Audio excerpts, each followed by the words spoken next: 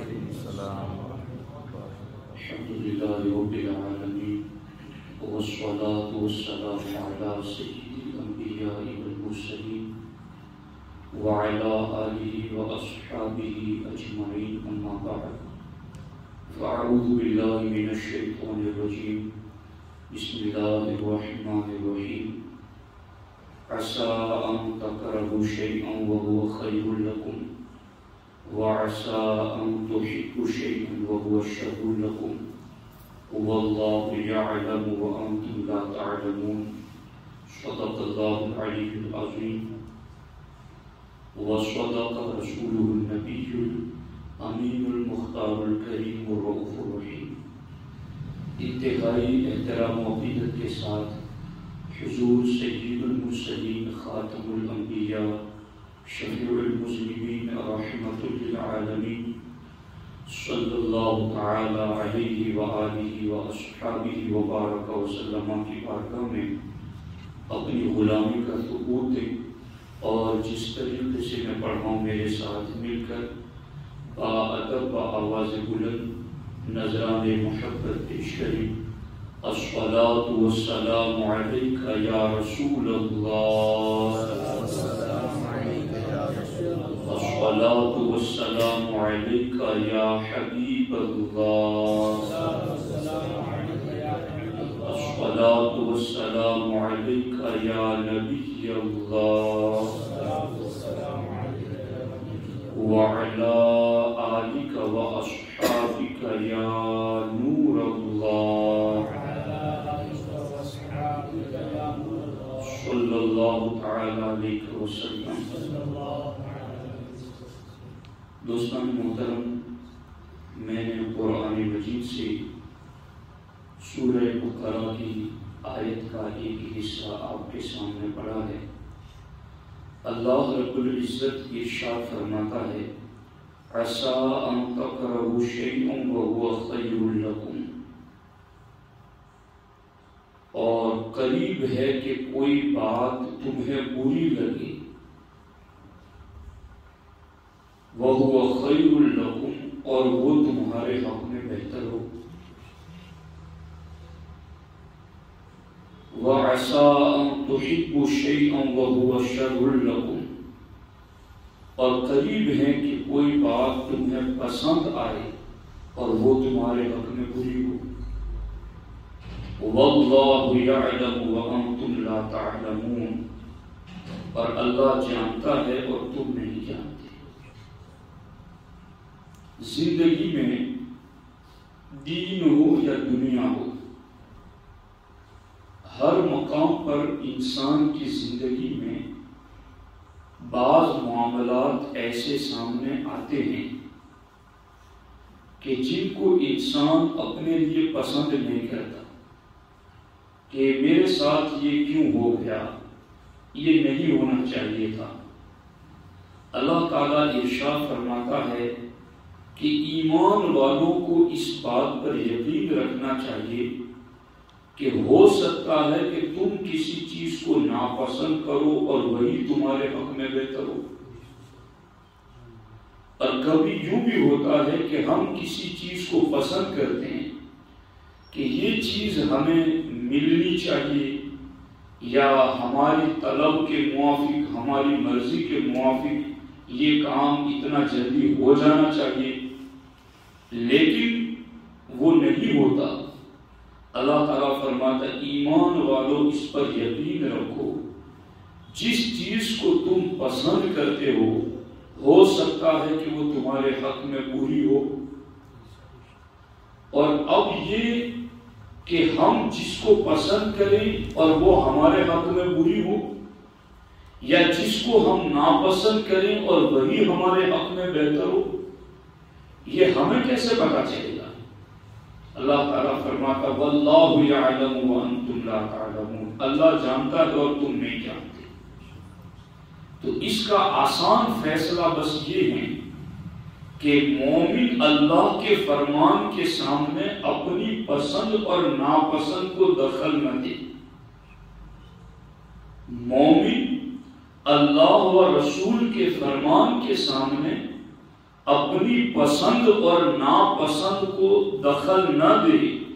ہمارا فرض ہے اپنے رب اور اپنے نبی کے حکم کو ماننا، کیونکہ وہی رب اور وہی نبی اس رب کی عطا سے بہتر جانتے ہیں کہ اللہ کے بندوں اور حضور کی امت کے لیے کون سی چیز فائدہ مند ہے اور کون سی چیز نقصان دینے والی ہے۔ تو ہمارا فرض کیا ہے کہ ہم اپنی پسند اور ناپسند کے معیار پر معاملات کو نہ توڑیں، بلکہ ہم اپنا کام یوں جاری رکھیں کہ اللہ رسول کا حکم کیا ہے بس ہمیں اسی کو اپنی نظر میں رکھنا ہے، کیونکہ ہم اپنا فائدہ اور اپنا نقصان اتنا نہیں جانتے جتنا اللہ اپنے بندوں کا فائدہ اور نقصان جانتا ہے۔ اور اللہ نے جو بتایا ہے کرنے کے لیے اور جن سے روکا اور منع کیا ہے، مومن کو ایمان رکھنا چاہیے کہ جن کا حکم دیا گیا ہے اسی میں ہمارا فائدہ ہے، اور جن سے روکا گیا ہے اسی میں ہمارا نقصان سے بچاؤ ہے۔ اگر مومن یوں چلے گا تو اس کا ایمان کامل ہو جائے گا۔ اب آپ خود دیکھیے کہ یہ جو ہم کبھی دوائی لینے جاتے ہیں تو کل بھی دوائیاں ہمیں دی جاتی ہیں، انجیکشن لگایا جاتا ہے، آپریشن کیا جاتا ہے، تو کیا کسی انسان کی طبیعت یہ پسند کرتی ہے کہ اس کا جسم چیرا پھاڑا جائے؟ کیا کسی انسان کی طبیعت یہ پسند کرتی ہے کہ وہ کڑوی چیز کھائے؟ یہ چیز اس کی طبیعت کو ناپسند ہے، مگر اس کے باوجود بھی وہ اس بات کا یقین رکھتا ہے کہ یہ چیز میری طبیعت کو ناپسند ضرور ہے مگر میری ذات کا فائدہ اسی میں ہے، میری ذات کا فائدہ اسی میں ہے۔ تو اس سے یہ پتا چلا کہ مومن اللہ و رسول پر ایمان رکھنے والا اس بات پر یقین رکھے کہ جس طرح میری طبیعت دوائی کی کڑواہٹ کو، انجیکشن کو، چیڑ پھاڑ کو اور آپریشن کو پسند نہیں کرتی مگر میرے حق میں فائدہ اسی میں ہے، اسی طرح دنیا کے اور دین کے کئی معاملات کے اندر تمہیں کوئی چیز ناپسند ہو مگر اللہ رسول اس کے علاوہ کہہ رہے ہوں تو پھر سمجھ جاؤ کہ دوا کڑوی ہے مگر اسی سے ذات کا فائدہ ہوگا۔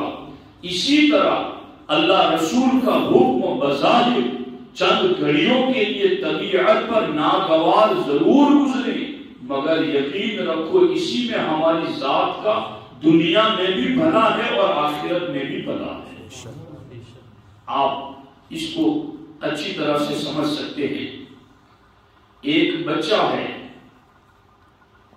وہ پڑھائی کی بجائے ہر وقت کھیلنا پسند کرتا ہے کہ اسے اسکول نہ بھیجا جائے، اسے مدرسہ نہ بھیجا جائے، اسکول جانا ہو تو وہ روتا ہے، اس کو ناپسند کرتا ہے، مدرسہ جانا ہو اس کو وہ ناپسند کرتا ہے، روتا ہے، مگر اس کے باوجود ماں باپ اس کو روتا ہوا دیکھ کر کے بھی یا تو اس کو خوش کرتے اور اگر خوش نہیں ہوتا تو اس کو روتا ہوا ہی مدرسہ بھیجتے ہیں، اس کو روتا ہوا ہی اسکول بھیجتے ہیں۔ کبھی آپ نے ایسا دیکھا کہ بچہ رویا ہو اور اسکول نہ بھیجا گیا ہو، بچہ رویا ہو اس کو مدرسہ نہ بھیجا گیا ہو؟ یہ بچے کی طبیعت کو ناپسند ہے کہ اس کی طبیعت تو یہی چاہتی ہے کہ ہر وقت کھیلتا رہے، مگر آپ جو اس کے بڑے ہیں وہ اس کو لاتے ہیں اس بات کی طرف کہ تیری طبیعت کھیل کو پسند کرتی ہے مگر ہر وقت کھیل تیرے حق میں بہتر نہیں ہے، اور تیری طبیعت مدرسہ اور اسکول جانے کو ناپسند کرتی ہے مگر وہاں نہ جانا یہ تیرے حق میں برا ہے۔ تو آپ اس وقت ذہن کو کیسے اپنے معتدل بنا کر کے ذہن کو کیسے اس بات کی طرف مائل کرتے ہیں کہ بچہ اگرچہ کھیل کو پسند کرتا ہے مگر ہم اس کے لیے ہر وقت کھیل پسند نہیں کرتے. بچہ اگرچہ مدرسہ اور اسکول ناپسند کرتا ہے مگر ہر وقت ہم اس کے لیے اسکول اور مدرسے نہ جانے کو ہم پسند نہیں کرتے. اسی طریقے سے شوگر کے مریض کو مٹھائی پسند ہو تو اس کا یہ مطلب نہیں کہ یہ چیزیں اس کے حق میں فائدہ مند ہیں. شوگر کا مریض ہے، مٹھائی اس کو خوب پسند ہے، اس کی طبیعت چاہتی ہے کہ میٹھا کھائے مگر وہ نہیں کھاتا کیونکہ وہ جانتا ہے کہ یہ چیز میری طبیعت کو پسند ضرور ہے مگر اس سے میری ذات کا نقصان ہوگا. تو اے ایمان والو، آپ بھی اور جو سن رہے ہیں انہیں بھی میں کہہ رہا ہوں، اپنی زندگی میں سونے جاگنے کے، اپنے رشتہ دار تعلقات، کھانے پینے، رہنے سہنے، زندگی کے ہر معاملے کے اندر، دوستی یاری رشتہ داری ہر معاملے کے اندر بس ایک چیز نظر میں رکھو، اللہ اور اللہ کے رسول کا فیصلہ کیا ہے اس پہ ڈٹ جاؤ، جم جاؤ، اسی پر عمل کرو. تمہاری طبیعت اگر تمہیں یہ کہے کہ یار ایسا کروں گا تو میرا نقصان ہو جائے گا تو پھر سمجھ جاؤ کہ یہ تمہاری طبیعت کہہ رہی ہے مگر تمہارا خدا کہتا ہے اسی میں تمہارا بھلا ہے. اگر کہیں تمہاری طبیعت کسی چیز کو پسند کرتی ہو کہ میں جوا کھیلوں، شراب پیوں، میں بد عقیدوں سے رشتہ داری کروں، ان سے یاری رکھوں، یہ تمہاری طبیعت پسند کرتی ہے مگر ادھر اللہ رسول کہتے ہیں وَلَا تَرْكَنُوا إِلَى الَّذِينَ ظَلَمُوا کہ جنہوں نے عقیدہ چھوڑ کر کے ظلم کیا ان کی طرف جھکنا بھی نہیں، طبیعت کو مائل بھی مت کرنا. اب یہاں آپ کی طبیعت یہ کہتی ہے کنبا چھوٹ جائے گا، یار چھوٹ جائیں گے، پڑوسی چھوٹ جائیں گے، آپ کی طبیعت یہ کہتی ہے کہ اس سے میرا برا ہوگا مگر یقین رکھو ایمان والو وَهُوَ خَيْرٌ لَكُمْ، اللہ رسول کے فیصلے کو ماننے ہی میں ہمارا بھلا ہے، اسی میں ہمارے لیے خیر ہے. اب اس کی تفصیل میں باتیں طویل ہیں مگر میں چند حدیثیں اس سلسلے میں آپ کی خدمت میں عرض کرنا چاہتا ہوں. ہمارے آقا حضور سید المرسلین صلی اللہ علیہ وسلم نے ارشاد فرمایا عجبا لامر المؤمن، کیا پیاری حدیث. اللہ سرکار ارشاد فرماتے ہیں مومن کا معاملہ کتنا اچھا ہے. ایمان والے کے تو وارے ہی نہیں آ رہے، ایمان والا کتنا خوش نصیب ہے. کیسے؟ ان امرہ کلہ خیر، سرکار فرماتے ایمان والے کا ہر معاملہ ہی بھلائی پر مشتمل ہے. کہو نا سبحان اللہ. ایمان والے کا ہر کام ہی بھلائی والا ہے. اللہ کے رسول السلام فرماتے ہیں وَلَيْسَ ذَاكَ لِأَحَدٍ إِلَّا لِلْمُؤْمِنِ، کیا بات ہے. اور سرکار فرماتے ہیں کہ یہ بات کہ ہر معاملہ ہی بھلا ہو، سرکار فرماتے یہ صرف ایمان والوں کے لیے، یہ صرف ایمان والوں کے لیے. تو ایمان والے کتنے خوش نصیب ہیں کہ پوری کائنات میں ایمان والوں کا ہر معاملہ بھلائی والا. اب سرکار اس کی آگے تشریح کر رہے ہیں کہ ہر معاملہ ان کا بھلائی والا کیسے. اللہ سرکار فرماتے ان اصابتہ سراء شکر فکان خیرا لہ. سرکار فرماتے اس ایمان والے کا ہر معاملہ بھلا اس لیے ہے کہ اگر اس کو کوئی خوشی پہنچے اور وہ شکر ادا کرے تو اس کے لیے خیر ہے، اس کے لیے بھلا ہے. وَإِنْ أَصَابَتْهُ ضَرَّاءُ صَبَرَ فَكَانَ خَيْرًا لَهُ. اور ایمان والے کو کوئی تکلیف اور مصیبت پہنچے اور صبر کرے تو یہ بھی اس کے لیے خیر ہے. یعنی دنیا کا ہر مومن ان دو ہی تو کیٹیگریز میں ہوگا، ان دو پوزیشنوں میں ہی تو ہوگا. یا تو وہ خوشی میں ہوگا یا غمی میں ہوگا. یا اس کے پاس نعمتیں اتنی زیادہ ہوگی تو وہ شکر ادا کرے، یا اس کو کوئی تکلیف پہنچی، پاؤں میں ٹھوکر لگی، کانٹا لگا اس کی ذات میں کوئی تکلیف پہنچی یا اس کے مال میں کوئی تکلیف پہنچی یا اس کی عزت میں کوئی تکلیف پہنچی اور اس نے صبر کیا. ہمارے آقا فرماتے ہیں کہ ایمان والے کا ہر کام ہی بھلا ہے، نعمت ملے شکر کرے یہ بھی بھلا ہے، اور مصیبت پہنچے صبر کرے یہ بھی بھلا ہے. اللہ ہی بھلا ہے. اب دیکھو یہاں پر اس سلسلے میں میں چند باتیں آپ کی خدمت میں عرض کرنا چاہتا ہوں. چونکہ یہ جو میں نے آیت پڑھی نا وَعَسَىٰ أَن تَكْرَهُ شَيْئًا وَهُوَ خَيْرٌ لَكُمْ، جی کہ یہی نعمت کا چلا جانا جس کو تم ناپسند کرتے تھے، تمہیں کوئی تکلیف مصیبت پریشانی آ جانا جسے تم ناپسند کرتے، وَهُوَ خَيْرٌ لَكُمْ، ہو سکتا ہے وہی تمہارے حق میں بہتر.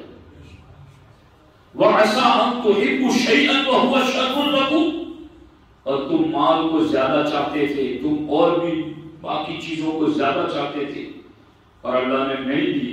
اللہ فرماتا برا مت مانو، نہیں اس لیے دی کہ وہ تیرے حق میں بہتر نہیں تھی، اس لیے ہم نے وہ چیز تمہیں نہیں دی. اس سلسلے میں اللہ اکبر اللہ اکبر اللہ اکبر ایک مرتبہ درود پاک پڑھ اللهم صل على سيدنا مولانا وآله وأصحابه وبارك وسلم صلاة وسلام عليك يا حبيبي يا رسول الله صلى الله تعالى عليه وآله وأصحابه وبارك وسلم. اللهم صل وسلم وبارك على سيدنا ومولانا محمد وآله وأصحابه وبارك وسلم. صلاة وسلام عليك يا رسول الله صلی اللہ علیہ وسلم. کتنی پیاری بات ہے. علامہ علی قاری رحمۃ اللہ تعالی علیہ نے مرقات المفاتیح میں نقل کی ہیں، حدیث قدسی ہیں. حدیث قدسی یہ فرمان خدا کا ہوتا ہے، زبان مصطفیٰ کی ہوتی ہے. وہ حدیث قدسی اللہ فرماتا ہے کہ میرے کچھ بندے ایسے بھی ہیں کہ ان کو فقیری اور تنگی درست رکھتی ہے، یعنی ان کو ٹھیک رکھنے کے لیے ان کو تنگی میں رکھنا ضروری ہوتا ہے. اللہ تعالیٰ فرماتا میرے بعض بندے ایسے ہیں کہ ان کو فقر درست رکھتا ہے، اگر ان کو میں مالدار کر دوں تو وہ اپنے حال کو بگاڑ دیں. اور بعض بندے ایسے ہیں کہ ان کو مالداری درست رکھتی ہے، اگر ان کو فقیر کر دوں تو وہ اپنی حالت بگاڑ دیں. تو اب کبھی کبھی یہی تو چیزیں بنیاد بنتی ہے فسادات کی. فلاں کے پاس اتنا ہے میرے پاس اتنا کیوں نہیں، فلاں اتنا امیر ہے میں اتنا غریب کیوں ہوں. تو اللہ تعالیٰ فرماتا ہے کہ ایمان والے بندوں میں بعض ایسے ہیں کہ ان کو فقیری ہی ٹھیک رکھتی ہیں، اگر ان کو مالداری دے دوں تو ان کا ایمان بگڑ جائے، ان کا دین بگڑ جائے، ان کا اخلاق بگڑ جائے، اس لیے میں اس کو مالداری نہیں دیتا. اور اللہ تعالیٰ فرماتا ہے کچھ ایسے ہیں کہ ان کو مالداری ٹھیک رکھتی ہیں، اگر ان کو فقیر بنا دوں تو وہ بے دین ہو جائے، وہ دین بیچ دے، وہ اپنا اخلاق بیچ دے، اپنا دین خراب کر دے. تو اللہ تبارک و تعالی بہتر جانتا ہے کہ کس کو غریب رکھنا ہے کس کو امیر رکھنا ہے، اور کون غریب رہ کر دین پر رہے گا اور کون امیر رہ کر دین پر رہے گا. ہماری طبیعتوں کا تقاضا ایمان کی حیثیت سے یہ ہونا چاہیے میرے اللہ تو نے غریب رکھا تو میں یقین رکھتا ہوں کہ یہ غریبی میرے حق میں دین کے لیے بہتر ہوگی. تو نے امیر رکھا تو میں یقین رکھتا ہوں کہ تیرا مجھے امیر بنانا میرے دین کے لیے بہتر ہوگا. مولا میں تیرا بندہ تو امیر رکھے تو اس پر بھی میں تیرا شکر ادا کرتا ہوں، تو غریب کر دے میں اس پر بھی تیرا صبر ادا کرتا ہوں. یہ مومن کی بیچ یہ اس کی زندگی کا معاملہ ہے۔ اور اس سلسلے میں اللہ اکبر اللہ اکبر اللہ اکبر، حضرت عبداللہ بن عباس فرماتے ہیں کہ قرآن کریم میں 3 قسم کا صبر ہے۔ پہلا صبر وہ جو اطاعت میں ہو، یعنی اللہ رسول کا حکم ماننے میں صبر کرنا۔ اب آپ کہیں گے کہ اللہ رسول کے حکم ماننے میں صبر کرنا یہ کیسے؟ اللہ رسول کا حکم ہے فجر کی نماز کے لیے آ جاؤ، ٹھنڈی میں ٹھنڈا پانی سے وضو کرنے میں تکلیف ہو رہی، مگر اس تکلیف پر صبر کیا اللہ کے حکم پر عمل کرنے۔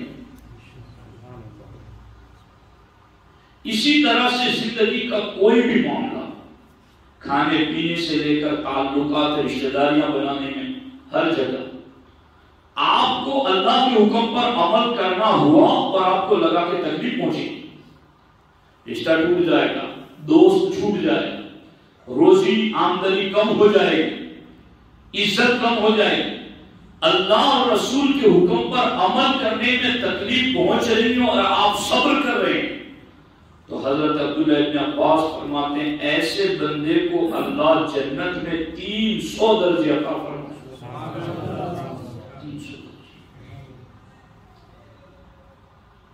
300 درجے چاہیے نا ایمان والوں، اللہ رسول کے حکم پر عمل کرو، اور کوئی بھی آزمائش آئے یا اس پر صبر کر لو۔ صبر کا معنی کیا ہے؟ حبس النفس علی ما تکرہ یا بما تکرہ، عسى ان تکرہ شیئا وهو خیر لکم، حبس النفس علی ما تکرہ، صبر کہتے ہیں یہ ناپسندیدہ بات ہو پھر بھی قدم جما دو وہاں پر، ڈٹ جاؤ، یہ اللہ رسول کا حکم ہے، میرے نفس کا نہیں، یہ اللہ رسول کا فیصلہ ہے، میری ذات کا نہیں، وہاں قدم جما دو، اسی کو صبر کہتے ہیں۔ اور اللہ رسول کی حکم پر عمل کرنے میں تکلیف پہنچے اور صبر کرو، اللہ کے رسول علیہ السلام کا فرمان ہے اسے جنت میں اللہ 300 درجے عطا فرمائے۔ سبحان اللہ سبحان اللہ۔ اور دوسرا صبر کا مقام وہ صبر جو حرام چیزوں سے بچنے پر کیا جائے۔ حرام چیزیں کی، اب شراب کا اڈا چلا رہا ہے، جوئے کا اڈا چلا رہا ہے، ناجائز دھندا کر رہا ہے، حرام کاری کر رہا ہے، تو حرام کاموں کو اب چھوڑے گا، ظاہر سی بات اس کو لت پڑی ہوئی ہے تو اس کی طبیعت کو تکلیف تو پہنچے گی، مگر جو چیز حرام چیزوں کو بچنے پر صبر کیا جائے اللہ تعالیٰ ایسے بندے کو جنت میں 600 درجے عطا فرمائے، ڈبل، 300 نہیں 600 درجے عطا فرمائے۔ اور تیسری چیز قرآن میں جو تیسرے قسم کا صبر ہے وہ صبر جو مصیبت کی ابتدا میں کیا جائے، مصیبت کی ابتدا میں کیا جائے، یعنی الصبر عند الصدمۃ الاولی، حدیث پاک میں کہ صبر پہلے ہی گھڑی میں،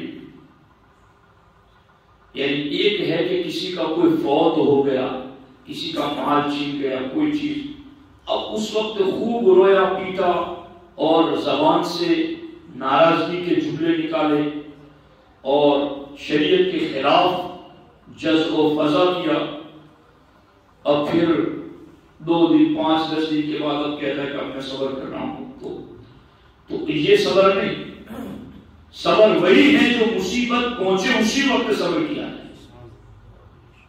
وہ بعد والے صبر کا وہ درجہ نہیں۔ یہاں قرآن میں تیسرے صبر کا جو انعام ہے نا کہ وہ صبر جو مصیبت کی ابتدا میں کیا جائے اللہ اس کے بدلے میں جنت میں 900 درجے عطا فرمائے۔ اللہ، اور آگے فرمایا کہ بلا پر یعنی آزمائش پر صبر کرنے سے اللہ صدیقین کا درجہ عطا فرماتا ہے۔ آزمائش پر صبر، آزمائشات دکانداروں کو، کاروبار کرنے والوں کو، کھیتی باڑی کرنے والوں کو، علماء کو، عوام کو، ہر کسی کو آزمائش آتی ہے، آزمایا جاتا ہے۔ آزمائش میں صبر کرنے والا اللہ اس کو صدیقین کا درجہ عطا فرمائے۔ اللہ اکبر۔ اب دیکھیے حدیث قدسی، اللہ تعالیٰ فرماتا ہے کہ جب میں اپنے کسی بندے کو بیماری میں مبتلا کروں اور اس پر وہ صبر کرے، کسی سے شکایت نہ کرے۔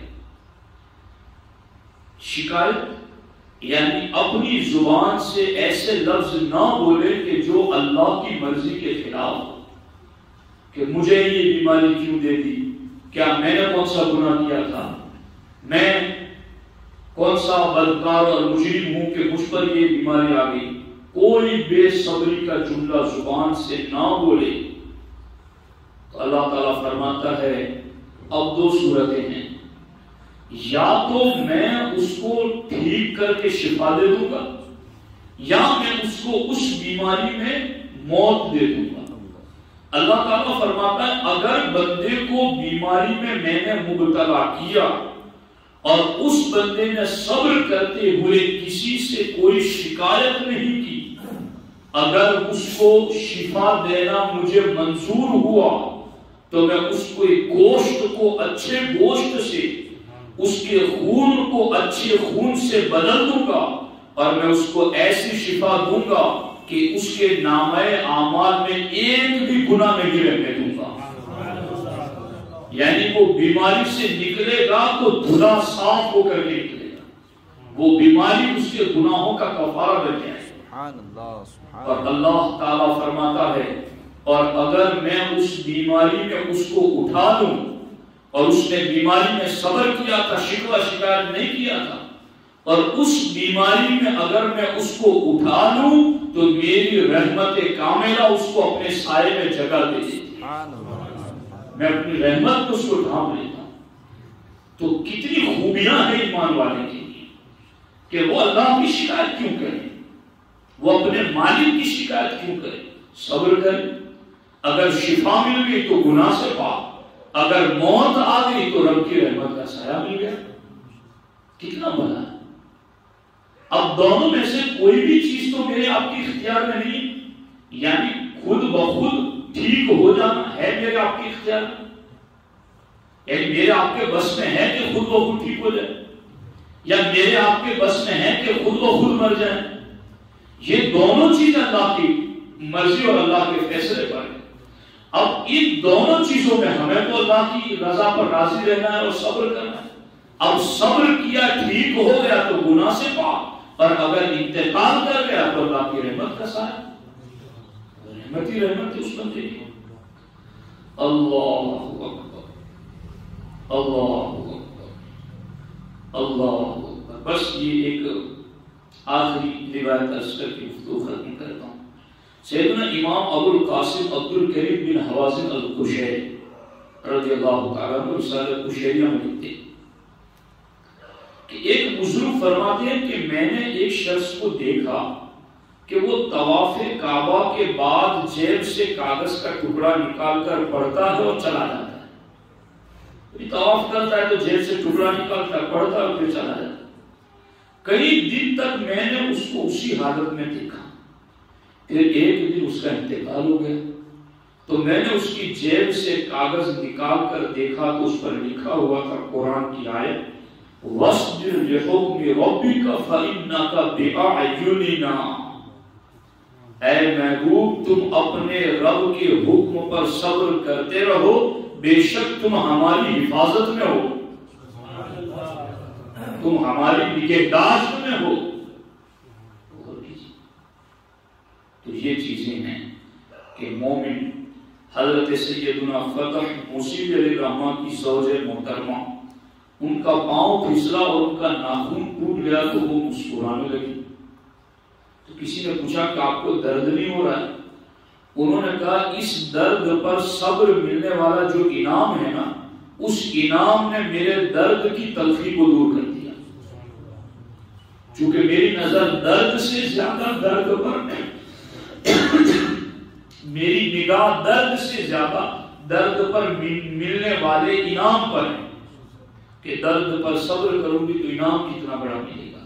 تو اصل چیز کیا ہے کہ میں اور آپ فیوچر کا، مستقبل کا، یعنی پوری دنیا، جوان سے بوڑھے، مرد سے عورت، ہر کوئی اپنا فیوچر ٹھیک کرنے میں لگا ہے، اپنا بھوشیہ ٹھیک کرنے میں لگا ہے کہ میرا اگلا زمانہ ٹھیک ہو، اور اس کے لیے وہ اگلے زمانہ اپنا، اپنے بیٹوں کا، اپنی بچیوں کا ٹھیک کرنے میں ہی پوری زندگی لگا دیتا عام طور پر، اور اس میں اس کی طبیعت کو جو پسند ہوتا ہے کہ ہاں یہ میرے لیے بہتر ہے، میرے بھی بچوں کے لیے بہتر، بس وہ کرتا ہے۔ اللہ رسول کو پسند ہے، ناپسند ہے، اس میں اس کو کوئی دخل نہیں۔